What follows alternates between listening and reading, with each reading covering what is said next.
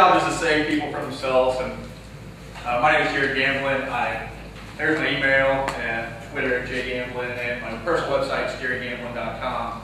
This is my 2-year-old son. He wants to own the St. Louis Zoo when he grows up, but I want to put his picture in there because he's my 2-year-old son. I can take that privilege.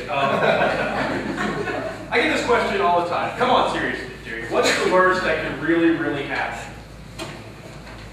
This guy's named Aaron Burr. I was going to call him an idiot, and then they told me they're recording this for the internet, so I won't.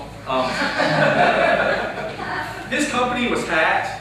He was the CEO of a major federal contractor. His company was hacked. They found his password on his company's website. His same password worked on over 50 other websites. You know, his Gmail account, his banking account, his credit cards. So he was fired. This is Block. He's in jail for 5 years now. He hacked women's Facebook accounts. He would send them a request, and then he would have them play a game, and it would give them their Facebook account.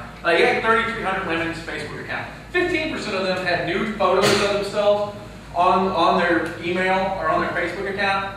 He would take those and post those back. What I find even more amazing is he talked 100 women into sending them more nude photos of themselves so that he wouldn't put them on there. And of course he put those on the internet too.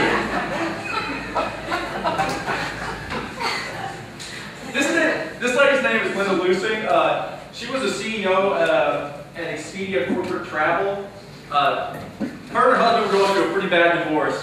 So she thought her husband was cheating on her, so she hired somebody like me to hack into his email to find out what he was doing, see if he was having an affair. Sure enough, she found what she needed about the affair, and I guess she got a favorable divorce settlement.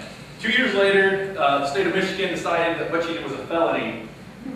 They're in the Supreme Court right now. She's probably going to get a fine. She's probably not going to go to jail. The guy who did the actual hacking did 2 years in prison, and he's out now. But yeah, so that's what she did.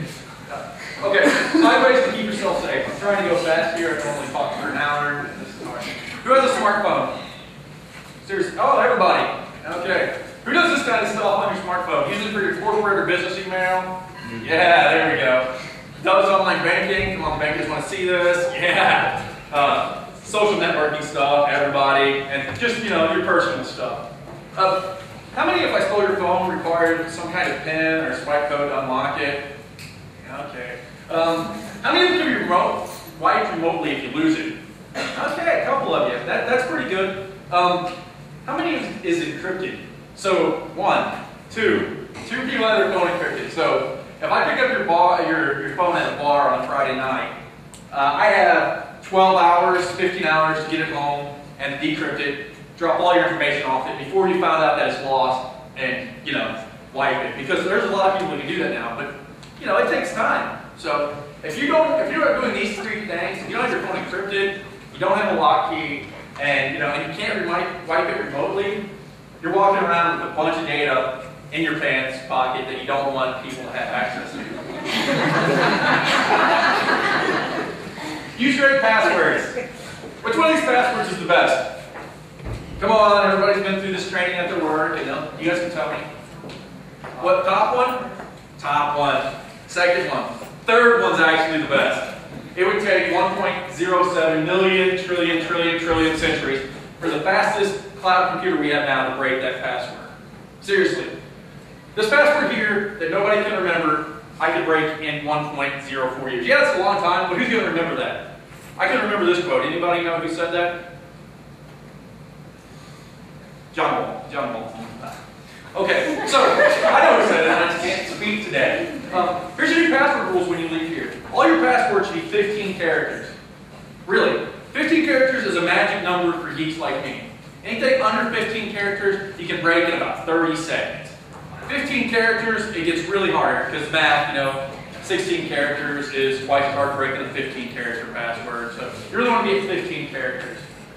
Use a quote. I have quotes that I love. I rotate them every month. It's super easy. Change them every 90 days.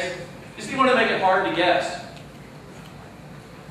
Never reuse your passwords. Okay. How many people reuse their passwords? Come on, you guys. Yeah! 95% of people do this. And I'm pretty sure it's higher. Don't raise your... Okay. How many people here's Facebook password is their banking password.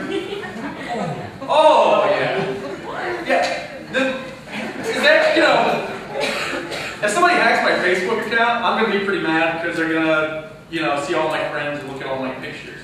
But if somebody hacks my Facebook account and realizes where I bank and then goes into my bank account because I have that access, I've just gone to a whole nother level of stupidity. You know, I'm mad. So really, write it down. Everybody's got pen and paper, right? Your security guys are going to tell you, don't write down your password. I'm telling you, write down your passwords. If it makes you change your password on every site and you have to write it down, write it down. 98% of all break-ins on the internet occur remotely with people never being in your house or at your job. So I'm going to take that 2% chance and have all my passwords written down. Somebody wants to break into my house, find where I keep my moleskin notebook with all my passwords in it, you know, and then open it up and then go and find it. That's fine. They can do that. But it's a lot better than having the same password on Facebook and my bank. I actually said this and I got it in a magazine. I was talking to a lady at a conference, at a national conference, state legislature, and I didn't know I was being interviewed, and she just asked me what the stupidest thing is. And then like 6 months later, people in my office are reading a magazine and said, "Did you say this?" And I'm like, "Yeah." So I guess if I say something stupid and it's up in a magazine, I can use it in my presentation. Use two-factor authentication. Who does any two-factor authentication? 1, 2, okay, a couple people. Two-factor authentication is pretty simple. It's something you know, your password, and something you get. All smartphones have applications on it that allows you, that will give you a one-time use code to log in. Here's my Google Authenticator. Every time I want to log into my Google account, I have to enter this password. Nobody else knows this password. Nobody else is ever going to know this password unless they have my phone. So there's no way to do that for somebody else hacking. So even if they do find out my password that I use only on Google, they also have to get my Google Authenticator password to be able to log in. Facebook has the same thing. You know, Facebook sends me a text message every time I log in. It says, "Okay, you've entered your password. Now enter this 6-digit character, 6 numbers that I sent you."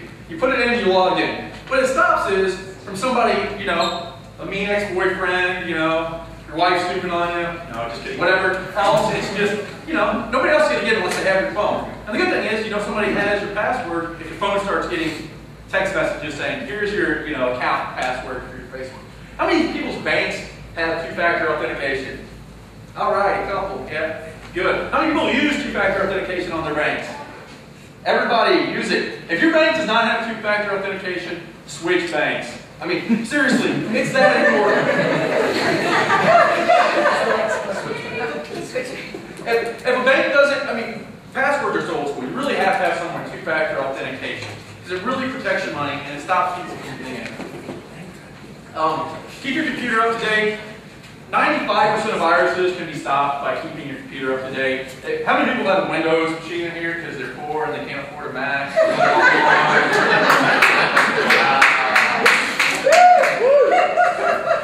There's a program called Secunia PSI.